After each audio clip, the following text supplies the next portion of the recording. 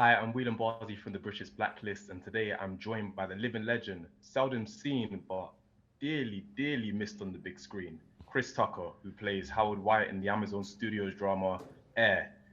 Whew, I need some air after that one. How you doing today, brother? Good man, how Good are to. you? I'm good, man. Before we go any further, I recognize that I have a strong London accent, so I'm going to start the conversation by asking you, do you understand the words that are coming out of my mouth? I do.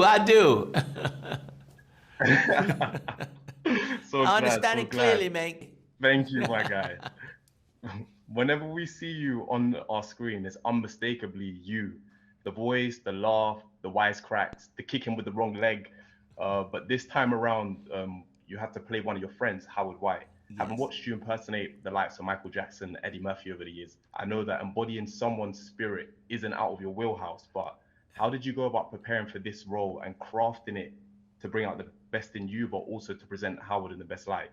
Oh, a lot of research, man, and I look at it like this was a kismet, man. It was meant to be a blessing from God because Howard, is a good friend of mine. His spirit is a lot like mine, so that taught me a lesson right there. Try to imitate people that's more, or not imitate, but embody their spirit that's more like you. It's a lot easier. Did a lot of research. And Howard had me on the phone with all his like classmates from high school, people that played hopscotch with him in the streets of Virginia in his neighborhood, and coaches and teachers. And I learned so much about him, and he gave me like sayings his mama taught him, like don't pass by people without saying hi. Even a dog can wag his tail, and so I knew his morals, what he stood by.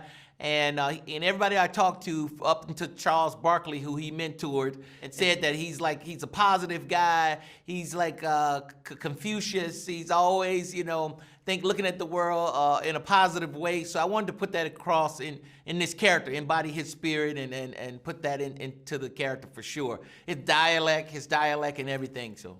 You certainly did that. You certainly did that. For me, like you mentioned Howard to be a friend, and you've also mentioned Charles Barkley just now, and stories about other friends, Michael Jordan, namely as well, John Witherspoon, Michael Jackson, Dave Chappelle. We could keep going on and on. But for me, I think the fact that you're able to surround yourself with such greatness speaks to how comfortable you are in your own. And I don't know, does that come from a strong knowledge of self, your faith, from being the youngest of six children and constantly being looking up to people and in awe and of people? Like, where does that security of self come from to be around such greatness all the time?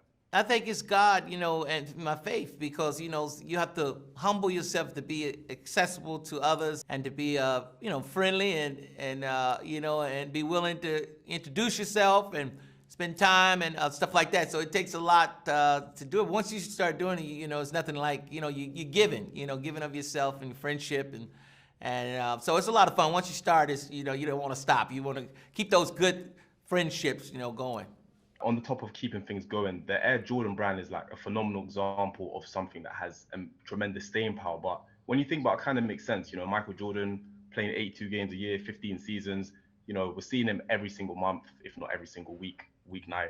But for you, you've managed to sustain this greatness and staying power without being present. I mean, you've done 5 films in 20 years, and 2 of them were Rush Hours, like my favorites. So, Thank like you. you have said in the past that you'll be around longer if you don't just do anything and everything for money, and you're still here. So clearly that mindset has worked for you. When you said that, are you surprised at the staying power that you've managed to have all these years?